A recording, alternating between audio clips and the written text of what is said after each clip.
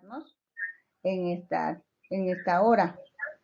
Ya, bueno, tenemos el favor de Dios desde que se presentó a nosotros y le dijimos que sí estábamos interesados en establecer una nueva relación con Él, relación de familia, porque ahora es nuestro Padre, también de amistad, porque Él se ofrece como nuestro amigo, y expectantes hoy, juntos adoramos y estamos para nuestra cita muy dispuestos. Vamos a leer Juan 3 del 17 al 21. Porque no envió Dios a su Hijo al mundo para condenar al mundo, sino para que el mundo sea salvo por él.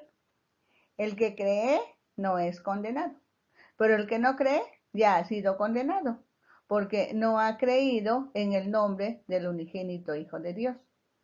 Y esta es la condenación, que la luz vino al mundo, y los hombres amaron más las tinieblas que la luz, porque sus obras eran malas.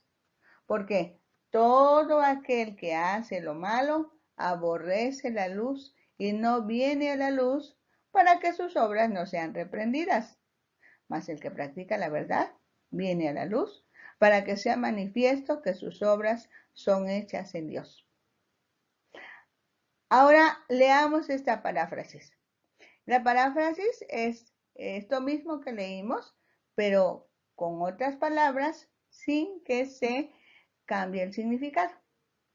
Dice la paráfrasis: porque Dios no envió a su Hijo al mundo para condenarlo, sino para que fuera el medio de su salvación. El que cree en el Hijo no se condena, pero el que no cree sigue en la condenación.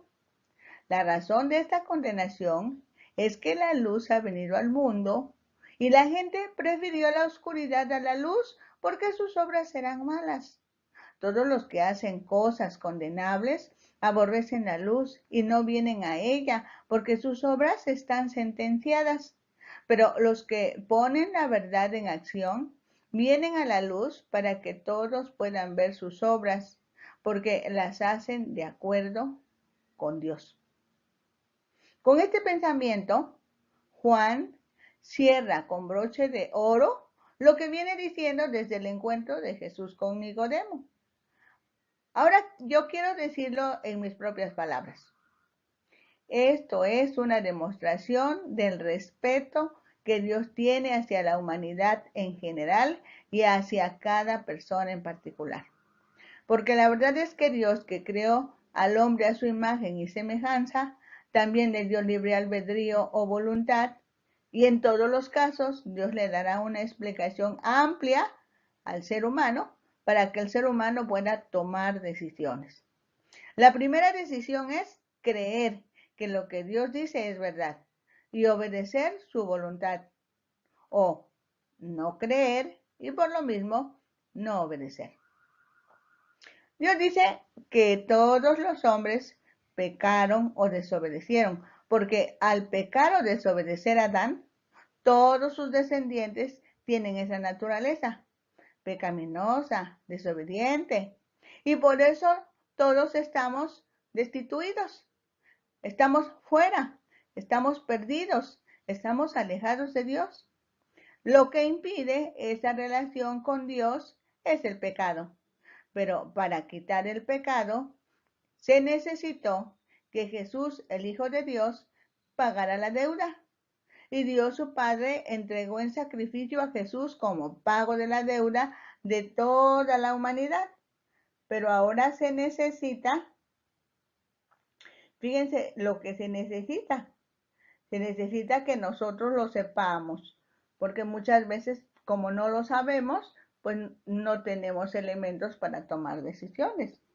Así que ya que lo estamos entendiendo, se necesita que cada uno acepte ese pago a su favor. Esa es la decisión de creer. Sin embargo, muchas personas no aceptan esa oferta, no creen. Su decisión es: no creo. Y entonces serán condenados por no creer, ni siquiera por pecar, porque todos pecaron, todos pecamos. El pecado es real. Jesucristo es la solución al problema del pecado. Al morir en la cruz, venció el poder que el pecado ejercía sobre la humanidad. Y cuando resucitó de entre los muertos, pues firmó su sentencia. El pecado no se puede enseñorear más sobre los hombres. Ahora, por la gracia de Dios, tenemos una nueva naturaleza, la naturaleza divina en nosotros. Cuando esto ha quedado muy bien entendido y aún así alguien conteste, no quiero saber nada de Dios, no quiero saber nada de su amor, no quiero saber nada del sacrificio de Jesús, no quiero saber nada de la vida eterna, no quiero saber nada del reino de Dios, dice Dios, respeto tu decisión y tengo que cumplir mi palabra. La paga del pecado es la separación eterna del reino de Dios. A eso se le llama también condenación, a eso se le llama también muerte espiritual.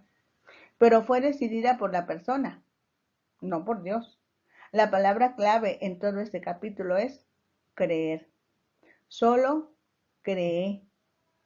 Y estamos nosotros aquí para ayudarte. Vamos a decirle al Señor que tú que estás creyendo, tú que estás entendiendo y has decidido creer, quizá en tu mente y en tu corazón esté la idea de, sí, bueno, ahora sí creo, pero ¿qué más hago? Pues venir a Dios y decirle, Señor, quiero creer en tu palabra. Te vamos a ayudar los que sí creemos y vamos a elevar una oración a Dios por ti y el Espíritu Santo que está ahí está el Espíritu de Dios en tu corazón, está tocándote y por eso estás sintiendo esta reacción que experimentas ahora. Y el Señor va a terminar lo que empezó en tu corazón. Dios de amor, en el nombre de Jesús te damos muchas gracias, porque Cristo murió en la cruz, porque llevó el precio del pago del pecado de la humanidad sobre su propio cuerpo. Gracias porque Cristo resucitó, Cristo venció la muerte y venció todo, entre ellos el pecado. Y cuando nosotros lo creemos, venimos a ti y te decimos, lo creo, Dios. Varias personas ahorita están diciéndote eso, Dios, y nosotros los que sí te conocemos y mis hermanos que en algún lugar también están elevando esta oración, nos unimos para decirte gracias, Dios, por el trabajo del Espíritu Santo en sus vidas, en sus corazones, y tú estás haciendo algo nuevo en ellos. Ahora nos unimos porque si dos se ponen de acuerdo aquí en la tierra, tú oyes desde el cielo y contestas. Y somos más de dos los que estamos pidiéndote. Y son más de dos los que están creyendo ahora, Señor. Gracias, Dios, gracias por tu trabajo precioso, Espíritu Santo, por tu trabajo humilde y callado. Gracias, Señor Jesús, por haber pagado en la cruz y por haber resucitado entre los muertos. Gracias, Dios, por usarnos como instrumento en tus manos. Bendito seas. Amén. Ahora vemos Juan 4, del 1 al 4. Empezamos el capítulo 4, un capítulo maravilloso. Dice de los versículos 1 al 4.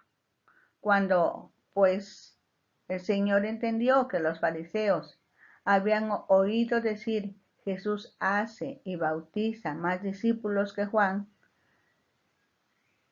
salió de Judea y se fue otra vez a Galilea, y le era necesario pasar por Samaria. Aunque aclara el pasaje, Jesús no bautizaba, sino sus discípulos.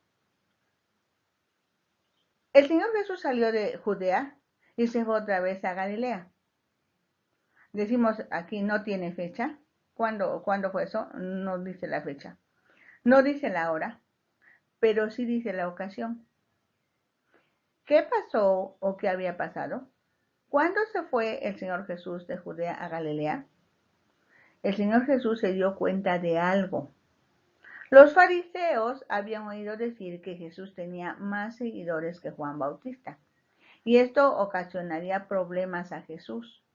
Realmente estaba ya el comienzo de la oposición, porque los fariseos no estaban de acuerdo con la prédica de Juan Bautista, pero se habían abstenido de oponerse. Sin embargo, al ver que Jesús en poco tiempo tenía más seguidores que Juan, podía generar un problema muy serio para Jesús. Y es que Jesús no es que Jesús huyera de los problemas. De hecho, él sabía que se iban a presentar muchos contratiempos y problemas durante su ministerio aquí en la tierra, solo que por el momento tenía otros planes que quiso llevar a cabo. Según el mapa, Palestina tiene aproximadamente 200 kilómetros de norte a sur. Para ese tiempo estaba dividida en 3 grandes regiones. Al norte, Galilea. Al sur, Judea. Y en medio, Samaria. El camino más corto de Judea a Galilea era a través de Samaria, que se podía hacer en 3 días. Pero había una enemistad secular entre los judíos y los samaritanos, y esto hacía que fuera más corriente seguir la ruta alternativa, aunque era doble de larga, pues suponía cruzar el Jordán, subir hacia el norte por la parte oriental y volver a cruzar el Jordán otra vez a la altura de Galilea. Jesús eligió la ruta más corta a través de Samaria para ir a Galilea, posiblemente no solo para ganar tiempo, sino también para cumplir una parte de su misión. En el Evangelio dice claramente, era necesario pasar por Samaria. No podían ir por la ruta alterna, porque un objetivo era pasar por Samaria. Los caminos ya estaban trazados, así que pasarían por el pueblo de Sicar. Cerca de ese lugar, la carretera de Samaria se bifurca.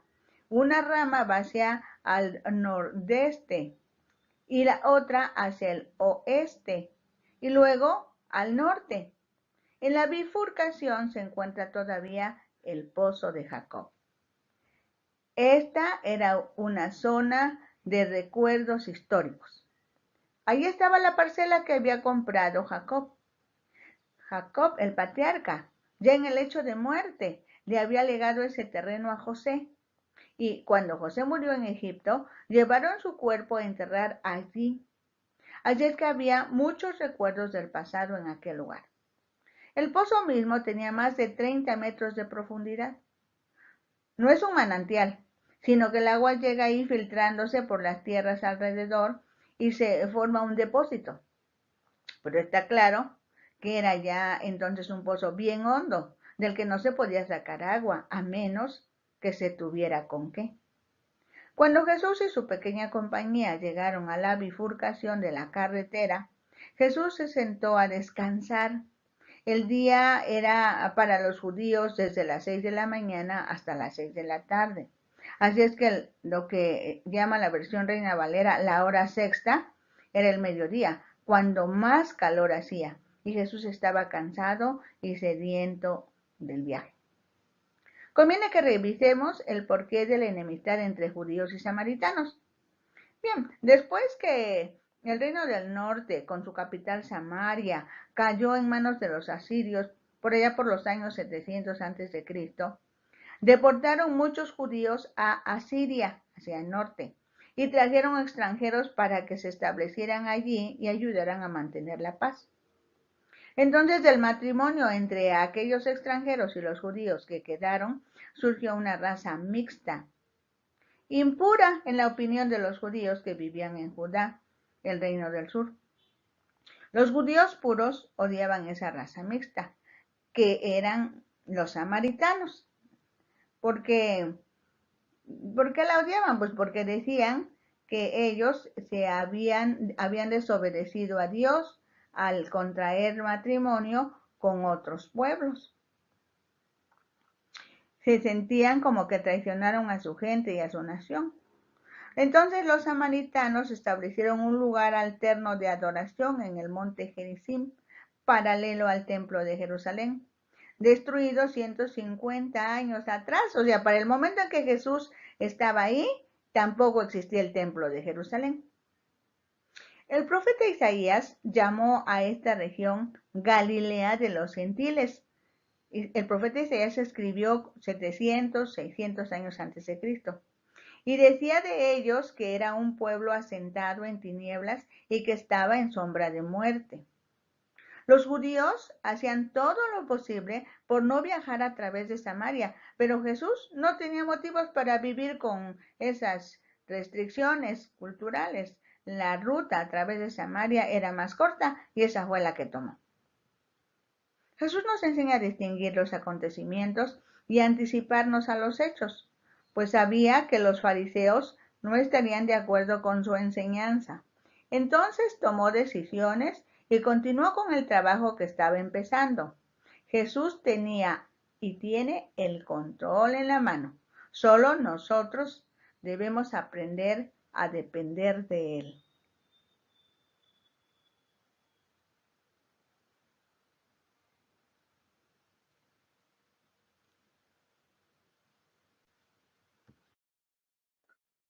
Juan 4, del 5 al 6, dice: Vino pues a una ciudad de Samaria llamada Sicar, junto a la heredad que Jacob dio a su hijo José, y estaba allí el pozo de Jacob. Entonces Jesús, cansado del camino, se sentó así junto al pozo. Era como la hora sexta, a mediodía, el equivalente a las 12 del día. Cuando el sol está en el cenit, en esa región, es difícil que una persona llegue al pozo para sacar agua a esa hora, pues significa que regresará cargando su cántaro lleno de agua. Según la costumbre, las personas que iban a sacar agua del pozo iban desde muy temprano para no exponerse a los candentes rayos solares a mediodía. Y alguien muy especial a sacar agua del pozo. Había una razón muy especial para que llegara al pozo ese día y en esa hora. Jesús iba de Judea a Galilea, pero era necesario pasar por Samaria. Y al pasar por Samaria, en el camino estaba Sicar. Y el Señor se quedó junto al pozo y esperó ahí. Jesús y su padre siempre estaban de acuerdo. En esta oportunidad no era para menos. Tenía un objetivo bien definido. Era una persona. Era una mujer. Era una mujer pecadora.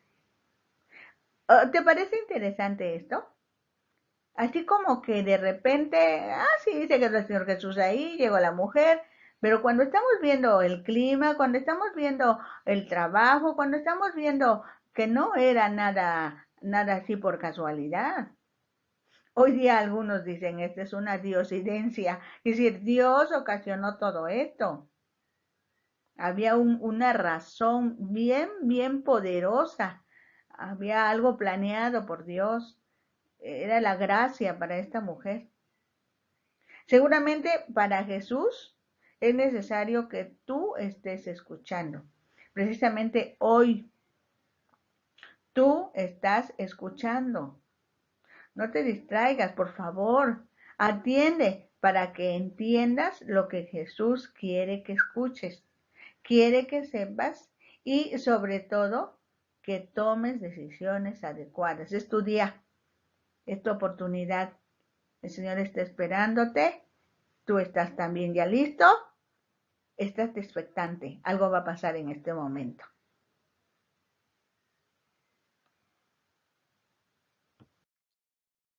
Juan sigue narrando este asunto. Ahora vamos a los versículos 7 al 9. Vino una mujer de Samaria a sacar agua. Y Jesús le dijo, dame de beber. Aquí Jesús rompe con el protocolo de su tiempo, pues en primer lugar, las mujeres no eran importantes socialmente hablando en esos tiempos, en los tiempos de Jesús. Luego, los judíos y los samaritanos no se hablaban, pues los judíos trataban a los samaritanos como gentiles. No, ellos no eran pueblo de Dios. Tenían sobrenombres para ellos. Entre esos sobrenombres está uno muy feo, les decían apestados, les decían gentiles y esa era una expresión despectiva para ellos y otras cosas más. Pero sus discípulos habían ido a la ciudad a comprar de comer. ¿Cómo? Los discípulos se habían adelantado al pueblo a comprar provisiones. Ya habían empezado a cambiar. porque lo más probable es que antes de conocer a Jesús ni siquiera habrían pensado en comprar nada de los samaritanos, pues no se hablaban. Poco a poco, tal vez sin darse cuenta, las barreras se iban cayendo, porque estas barreras las habían creado los judíos. Los conocedores de la ley, conocedores de Dios, habían puesto barreras con sus hermanos, porque si bien había matrimonios mixtos, pero ahí había judíos también. La mujer samaritana le dijo, ¿cómo tú, siendo judío, me pides a mí de beber que soy mujer samaritana? Porque judíos y samaritanos no se tratan entre sí. La extrañeza de la mujer tiene mucha razón. Jesús era judío, los judíos no se llevaban con los samaritanos y mucho menos hablarle a una mujer. Esta mujer era samaritana, era miembro de la odiada raza mixta. Tenía una mala reputación. Eso de llegar a las 12 por el agua, a las 12 del día por el agua al pozo, quiere decir que no estaba bien vista por la sociedad, tenía que ir como escondidita, tenía que ir exponiéndose a la inclemencia del tiempo. Ese era casi su castigo. Y estaba en un lugar público, porque el pozo era un lugar público, ahí llegaba mucha gente. Ningún judío respetable le hablaba a una mujer bajo esas circunstancias. Pero Jesús lo hizo. Porque el Evangelio es para todos. No importa raza, no importa posición social, ni qué pecados se han cometido. Porque el Evangelio es la buena noticia de Dios para la humanidad y es para el mundo. Entonces debemos estar preparados para extender su reino en todo tiempo y en cualquier lugar.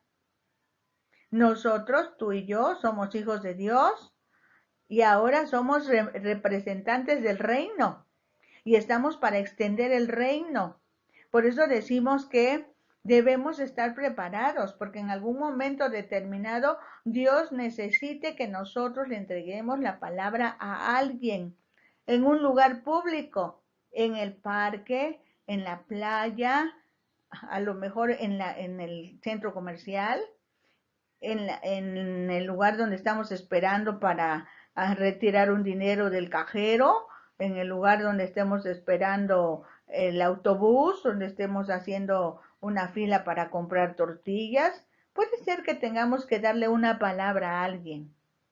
Jesús estaba en un lugar público y habló con alguien con quien no debía hablar según las costumbres de la sociedad de su tiempo. Jesús cruzaba cualquier barrera por predicar las buenas nuevas, y quienes lo seguimos no podemos hacer menos. Tenemos que hacer lo que Dios nos indique que hagamos.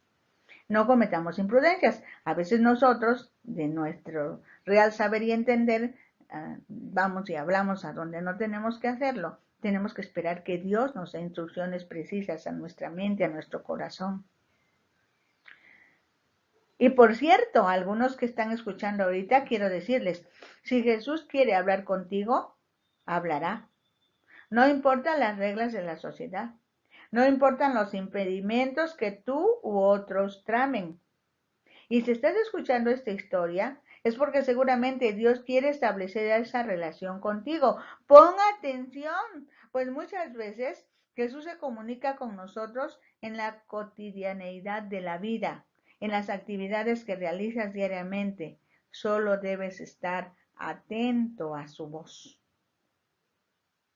Ahora, en Juan 4, del 10 al 12, respondió Jesús y le dijo,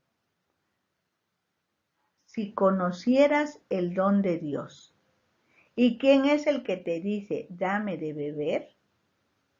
Tú le pedirías y él te daría agua viva. En otras palabras, Jesús le dice, no sabes quién soy, porque si supieras, no te debería extrañar que te hable y me pedirías tú a mí la oportunidad de vivir en Dios. Porque este es el don de Dios, este es el regalo de Dios. que a ti el Señor te está buscando y está hablando contigo. La mujer le dijo, Señor, no tienes con qué sacarla y el pozo es hondo. ¿De dónde, pues, tienes el agua viva? ¿Acaso tú eres mayor que nuestro padre Jacob, que nos dio este pozo, del cual bebieron él, sus hijos y sus ganados? Vean cómo contesta. Como buena humana y como buena mujer, hace observaciones, pero desde el punto de vista material. Igualita que Nicodemo. Cuando Nicodemo dijo, ¿cómo le voy a hacer para entrar al vientre de mi madre y volver a nacer? Lo vemos en el capítulo 3. Pero algo le hace saber a esta mujer que está hablando con una persona diferente a las de su tiempo. Ese hombre le inspira algo sobrenatural. Y lo que ella conoce es la historia de ese pozo y cómo Dios ayudó a Jacob para encontrar agua en lugares desérticos. Eso ya es un milagro, pero no deja de ser material su apreciación. En los versículos 13 y 14, Jesús le entrega una gran verdad. Respondió Jesús y le dijo, cualquiera que bebiere de esta agua, volverá a tener sed, mas el que bebiere del agua que yo le daré, no tendrá sed jamás, sino que el agua que yo le daré será en él una fuente de agua que salte para vida eterna. Jesús le ofrece vida eterna, pero ella no lo entiende.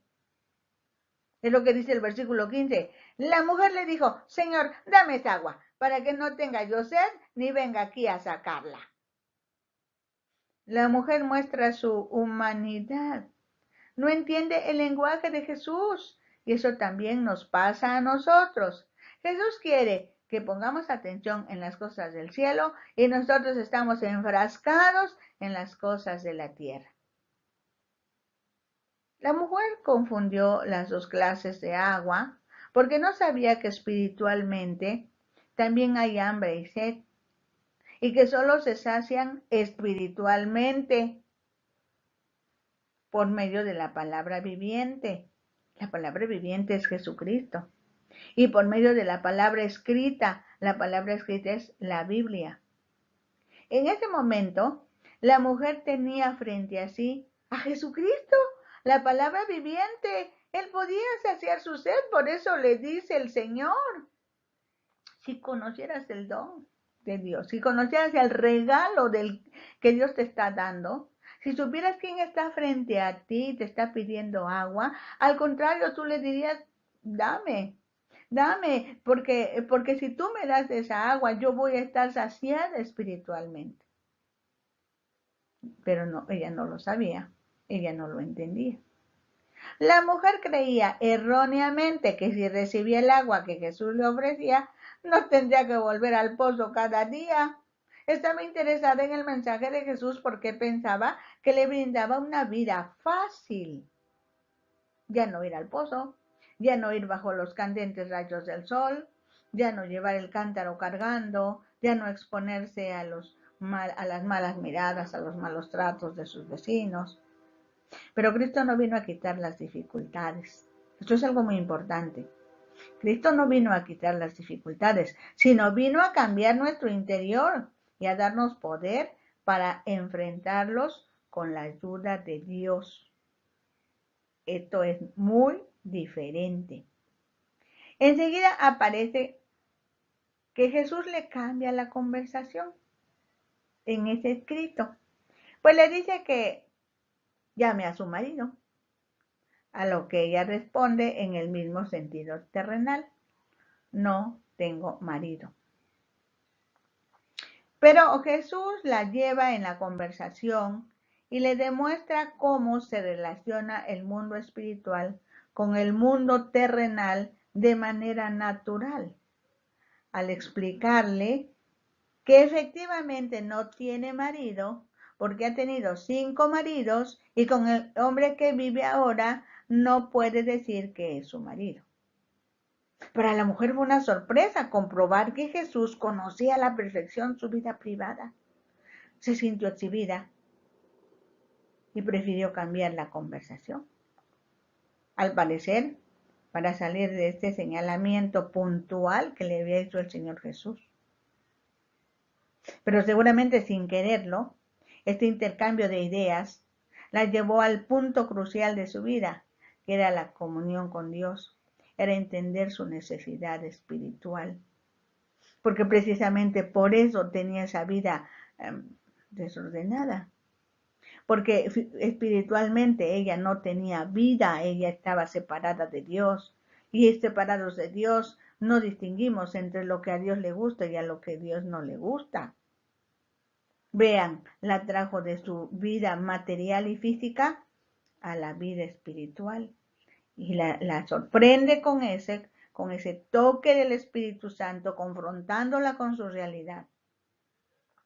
Y la mujer descubre algo. Ahora la mujer, en primer lugar, al contestar, reconoce que Jesús no es otro hombre más con el que ella se ha encontrado. Es un hombre al que le da reconocimiento. Y en la conversación desde antes ya viene diciéndole Señor, con respeto, con admiración. Porque la palabra Señor que usa ella no es la palabra que nosotros utilizamos hoy día cuando decimos el señor de la tienda, el señor del banco, el señor que está tocando a la puerta, llamando a la puerta. Nosotros usamos la expresión señor de manera indistinta, pero para ellos señor del griego kurios es respeto. No a cualquiera se le decía señor. Para ella usar esa palabra señor es reconocer que Jesús es alguien al que se le debe respetar. Esta forma en la que tú me estás hablando es diferente a la forma en que hablamos nosotros. Así pensó ella. ¿Será este el lenguaje de los profetas? Los profetas del Antiguo Testamento. Porque yo tengo una pregunta que me he formulado muy seriamente en toda mi vida. Se trata de la necesidad que yo siento de adorar a Dios. Porque según sé, nuestros padres adoraron en este monte. Y ustedes los judíos dicen que Jerusalén es el lugar donde se debe adorar. Yo quiero adorar. Tengo necesidad de adorar a Dios, pero no sé dónde. No sé en qué lugar. Quiero saber si es indispensable un lugar determinado. Seguramente Jesús conoció lo que el corazón de esta mujer necesitaba verdaderamente, porque su respuesta a la mujer no fue de reproche, fue una respuesta llena de comprensión, fue una respuesta para enseñarla, fue una aclaración. Jesús le dijo, mujer, créeme que la hora viene cuando ni en este monte ni en Jerusalén adoraréis al Padre. O sea, ninguno de los lugares a donde ustedes dicen que se debe adorar, ni de donde dicen los judíos que son mi pueblo escogido para que anuncien mi verdad, ni donde dicen los samaritanos que por los acontecimientos históricos que han vivido se mezclaron con los gentiles. Los samaritanos tienen una mezcla y confusión en su fe. Aclaro que ustedes, los samaritanos, ignoran la verdad de Dios. Están confundidos. No saben adorar y mucho menos a quién deben adorar. Los judíos son los herederos de la promesa de Dios, de la promesa que Dios hizo, de que del linaje de David, de la tribu de Judá, viene la salvación. La oportunidad que Dios el Padre está ofreciendo para toda la humanidad, porque la salvación viene de los judíos. Enseguida, Jesús le entrega a una mujer, y recordemos que las mujeres no contaban en la sociedad de su tiempo, Pero esta mujer no es una mujer judía, es una mujer samaritana. Recordemos que tampoco los samaritanos para la sociedad judía contaban. Jesús estaba en Sicar, que era una comunidad de Samaria, a la que el propio profeta le dijo que era una región de sombra de muerte. Pero la mujer no se da cuenta quién está hablando con ella. ¿Sabes por qué? Porque, por ejemplo, los rabinos, los maestros de la ley, tenían prohibido hablar con una mujer fuera de casa. Un rabino no podía hablar en público ni siquiera con su mujer, con su esposa, o con su hermana, o con su hija. Había fariseos que cerraban los ojos cuando iban por la calle para no ver a las mujeres y chocaban con las paredes y las esquinas. Para un rabino, el que le vieran hablando con una mujer en público era el fin de su reputación. Pero Jesús tampoco respetó esa barrera. Ni por tratarse de una mujer, ni porque fuera samaritana, ni porque hubiera nada vergonzoso en su vida. Jesús habló con ella, porque la Biblia dice en otra parte que nosotros miramos lo que ven nuestros ojos, pero Dios mira el corazón, y el corazón de esta mujer era lo que Dios estaba mirando.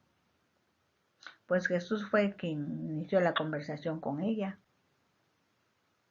Desde antes de iniciar el viaje, Jesús sabía de ese encuentro. Por eso dice el Evangelio, y era necesario pasar por Samaria. Encontré un párrafo que quiero reproducir textualmente. Esta no es mi idea, el original es de otra persona.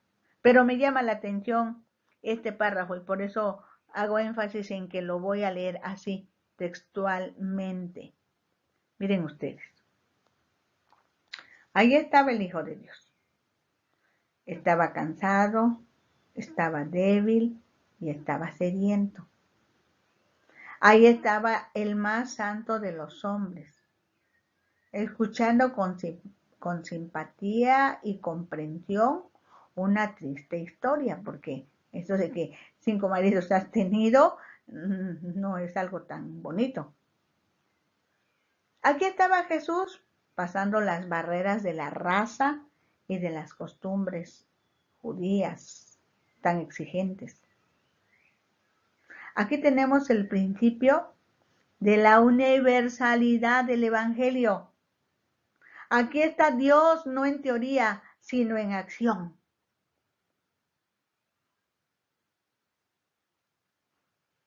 Dios tuvo compasión y tuvo compasión de mí. Dios tuvo compasión de ti. Dios tuvo compasión de nosotros. Y algunos de nosotros éramos lo peorcito de la sociedad de nuestro tiempo. Pero Dios amó al mundo. Por eso me amó a mí. Qué bueno es Dios. Regresemos a la escritura. Jesús le dice, mas la hora viene, y ahora es, cuando los verdaderos adoradores adorarán al Padre en espíritu y en verdad, porque también el Padre, tales adoradores, busca que le adoren. Dios es espíritu, y los que le adoran en espíritu y en verdad es necesario que adoren. Para los judíos y samaritanos de ese tiempo, la pregunta era ¿en dónde adorar? Si en el monte Gerizim o en el monte de Sión. Pero Jesús le dijo a los samaritanos que estaba próximo el día en que buscar a Dios sinceramente se podía llevar a cabo en cualquier parte. ¿Por qué? Porque Dios es espíritu y el espíritu está en todo lugar. Además, además de llevar a cabo la adoración en cualquier parte, cada hijo de Dios se constituye en un templo para Dios. Oiga esto. ¿Recuerdan, si algunos de ustedes han leído el Evangelio, cuando el Señor Jesús llegó al templo, cuando tuvo que hacer un azote de cuerdas y y regañar a la gente que estaba ahí. Les dijo, no hagan la casa de mi padre una casa de mercado, porque la casa de mi padre debe ser un ambiente de adoración y de oración. Casa de oración debe ser llamada. Ustedes le están haciendo una cueva de ladrones, y se disgustó por eso. Y cuando de repente les dice a los que estaban ahí, destruyan este templo y en 3 días yo lo voy a levantar. Y se estaba refiriendo al templo de su cuerpo. Quiere decir, los hijos de Dios son templo de Dios. Son lugar de adoración. Jesús le dijo a la mujer otra verdad importante para ubicarla. La salvación viene de los judíos, porque de la tribu de Judá, de la familia de David, descendió Jesucristo, el Salvador de la humanidad, no solo de los judíos, no solo de los samaritanos, sino de todo el mundo, de entre las tinieblas, porque dice la Biblia que todos pecaron. Para ese momento, los samaritanos habían decidido que las sagradas escrituras para ellos era el Pentateuco. Los 5 primeros libros de la Biblia: Génesis, Éxodo, Levítico, Números y Deuteronomio. Así que ignoraban las verdades de Dios que están en el resto del Antiguo Testamento. Desconocían los mensajes de los profetas y de toda la piedad de los salmos. No aceptaron la palabra de Dios, ahí la tenían, pero no la aceptaron. Habían permitido que las creencias de los otros pueblos también se practicaran entre ellos.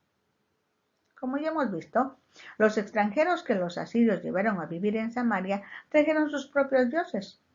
Lo más probable es que añadieran el nombre del Dios de Israel a la lista de sus dioses, porque tendrían miedo de excluirle, de sacarlo de la lista. Después de todo, era el Dios de aquella tierra en la que entonces vivían, y podría ser peligroso no incluirle siquiera en la lista de sus cultos.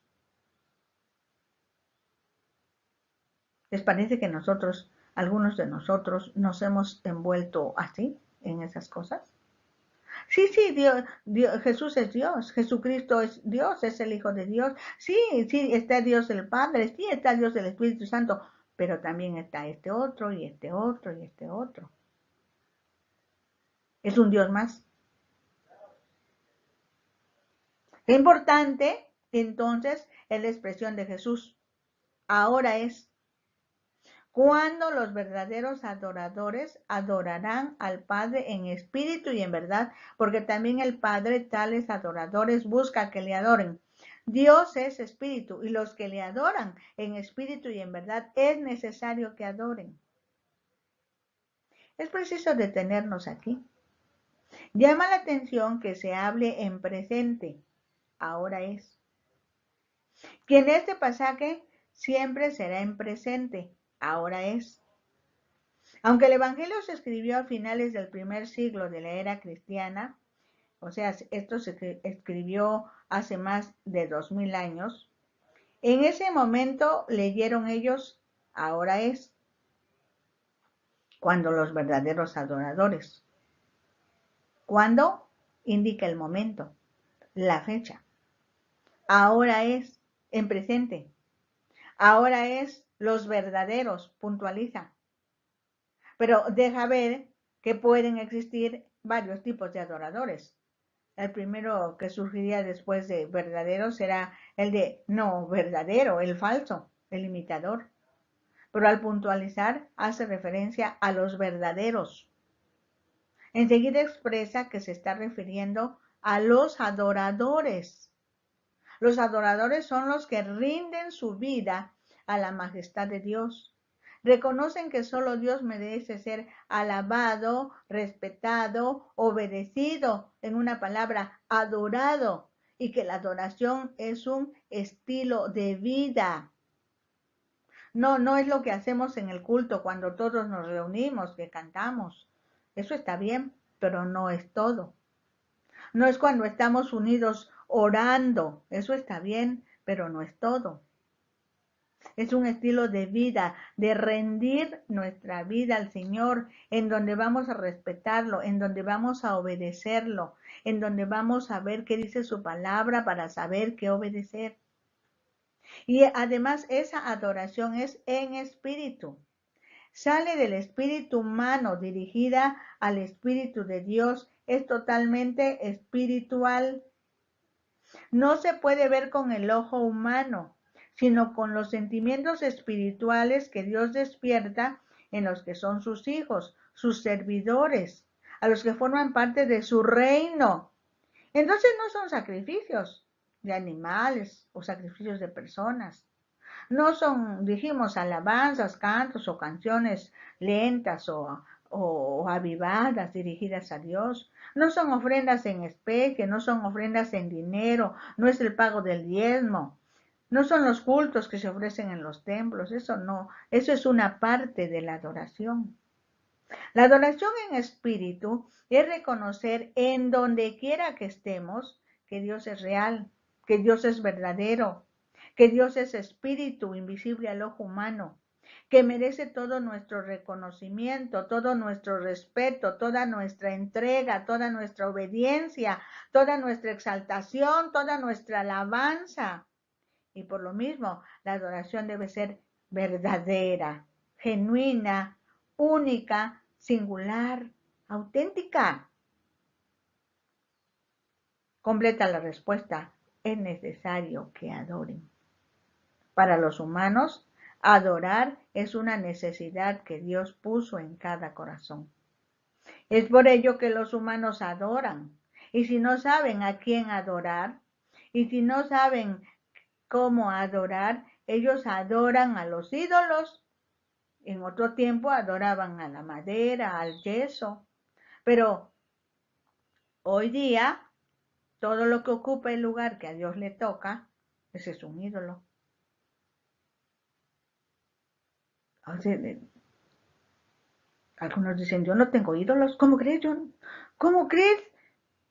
Yo no tengo ídolos. Pues si tú le das el primer lugar a algo o a alguien que no sea Dios, tienes ídolos.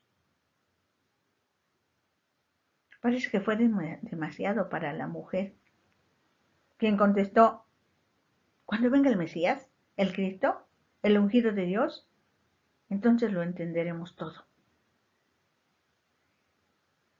Esto lo digo yo, Adela, que esta mujer contestó así, no porque no haya entendido la respuesta. Creo que es al contrario, porque entendió lo que dijo el Señor Jesús, buscó una evasiva. Está bien, pero por el momento vamos a dejarlo pendiente. Pero Jesús no deja nada pendiente, no dejó nada pendiente en ese momento. Hizo una aclaración muy atinada. Y Jesús le dijo, yo, el que estoy hablando contigo, soy el Mesías. ¡Ay, qué emoción! Era para que ella se volteara y dijera, el Mesías aquí está conmigo. Pero dice la escritura que pasó otra cosa. Vamos a ver qué otra cosa pasó. Ahora en el versículo 27, dice que en esto vinieron sus discípulos y se maravillaran de que hablaba con una mujer. Sin embargo, ninguno dijo, ¿qué preguntas? ¿O qué hablas con ella? Recordemos que según la norma rabínica, Jesús estaba hablando con una mujer a esa hora del día y eso quiere decir que Jesús estaba no acatando las órdenes de los rabinos, estaba derribando barreras. ¿Será que en nuestros días todavía haya algunas barreras que se tengan que derribar? Por eso es indispensable aprender a depender de Dios, para que el Espíritu Santo nos dirija y podamos echar abajo cualquier barrera que impida la propagación de las nuevas de salvación para la humanidad. Estamos hablando a mucha gente y en diferentes lugares hay diferentes barreras.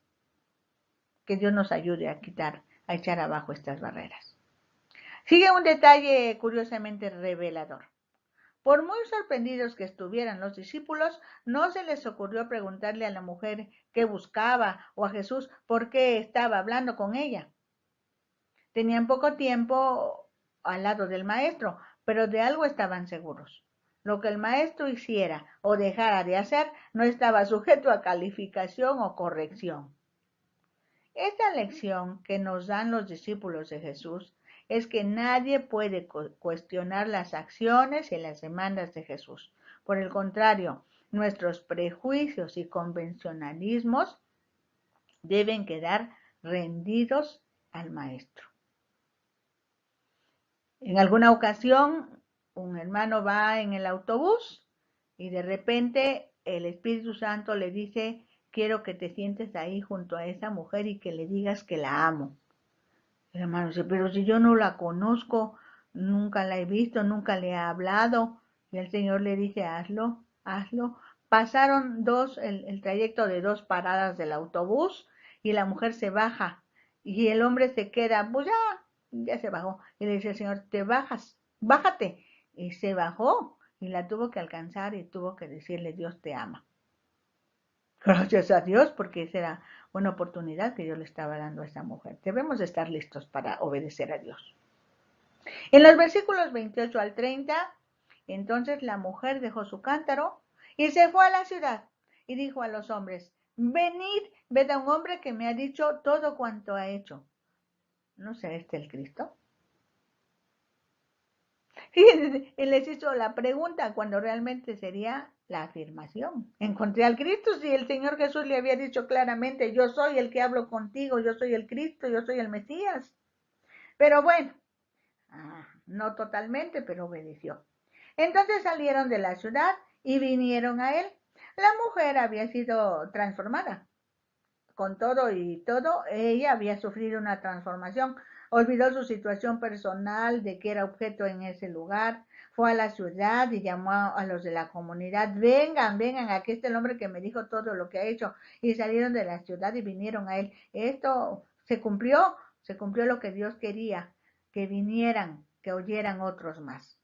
Y ya en los versículos 31 al 42, fíjense cómo dice: entre tanto los discípulos le rogaban diciendo: Rabí, él les dijo que comieran. Él les dijo: yo tengo una comida que comer que vosotros no sabéis. Entonces los discípulos decían unos a otros: ¿debe haber traído a alguien de comer? Jesús les dijo: mi comida es que haga la voluntad del que me envió y que acabe su obra. ¿No decís vosotros: aún faltan 4 meses para que llegue la siega? Ya que os digo: alzad vuestros ojos y mirad los campos, porque ya están blancos para la siega. Y el que siega recibe salario y recoge fruto para vida eterna, para que el que siembra goce juntamente con el que siega. Porque en esto es verdadero el dicho: uno es el que siembra y otro es el que siega. Yo os he enviado a segar lo que vosotros no labrasteis. Otros labraron y vosotros habéis entrado en sus labores. Tremenda esta palabra. El Evangelio de Juan se escribió con el propósito de que las personas podamos creer que Jesús es el Cristo, el Mesías, el ungido de Dios. No obstante, también presenta a Jesús como humano. Pues en ese pasaje encontramos que habían caminado, el maestro estaba cansado, por eso se quedó junto al pozo. Cuando llegaron los discípulos, le rogaban que comiese, pero ellos habían ido a comprar algo de comer y llegaron hasta ese momento. Solo que Jesús les hace ver que estaban empezando a trabajar para la extensión del reino de Dios en la tierra, y mucho tenía que ver que se cumplieran los planes que se habían trazado previamente. También el Señor ubica a sus discípulos cuando les hace ver que los sembradores en ese trabajo tan delicado habían sido otros. El Señor se refiere a los profetas del Antiguo Testamento, incluso a Juan Bautista, que habían predicado la palabra en otro tiempo. Aquí también nos ubica a algunos de nosotros. Pues realmente Dios ha estado animando a muchos siervos suyos desde los profetas del Antiguo Testamento y antes de que nosotros naciéramos para compartir la palabra de salvación a todo el mundo. Durante los casi 2000 años de historia de la Iglesia, Dios ha levantado a incontables hombres y mujeres con estrategias diversas para extender el reino de Dios.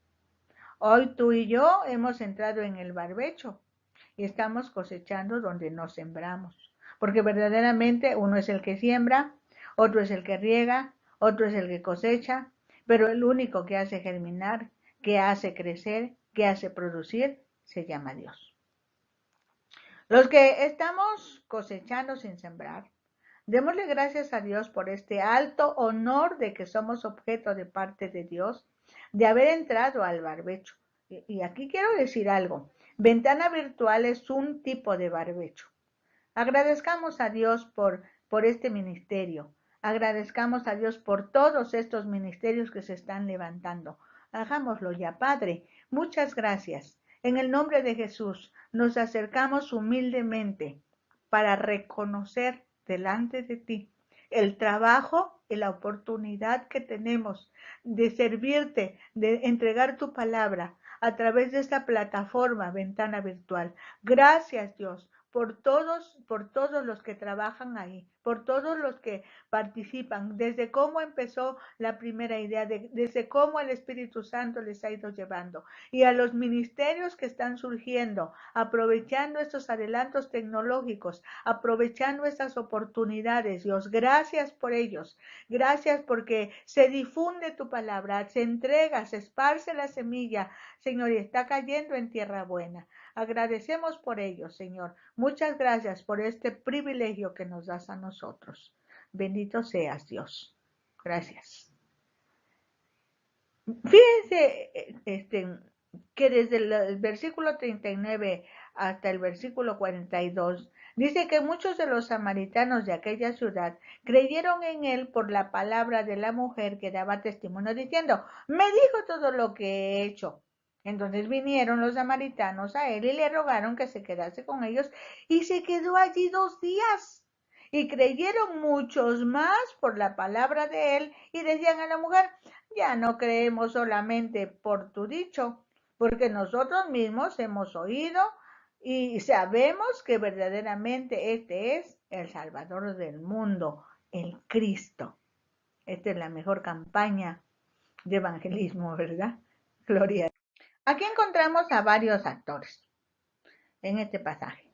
Unos eran los samaritanos. No sé si decir que eran los más importantes en este párrafo, a los que venía buscando Jesús después de haber alcanzado a una mujer y que terminaron diciendo, sabemos que verdaderamente este es el Salvador del mundo. Otro actor es la mujer que habiendo sido transformada dejó su cántaro. Yo quiero entenderlo como su antiguo estilo de vida. Fue y llamó a los hombres, porque las mujeres no contaban socialmente hablando. Y fue el inicio de la campaña de evangelismo mejor organizada de esa época. Los discípulos que realmente fungieron como testigos de los acontecimientos que se estaban llevando a cabo en su ausencia, que Jesús habló con la mujer, y en su presencia, ahora que estaban los samaritanos ahí, que Jesús les hablaba. Y el principal, el Señor Jesucristo, que obedeció a su Padre y rompiendo todas las costumbres de su tiempo, todas las barreras de su tiempo, permitió que el Evangelio, la buena noticia, llegara a donde debía llegar, al corazón de Galilea, a donde estaba la sombra de muerte, a donde estaban las tinieblas. Y ahí a una mujer que había tenido 5 maridos, Jesús le dijo varias verdades que vamos a puntualizar. Entonces encontramos aquí estas verdades para esta mujer.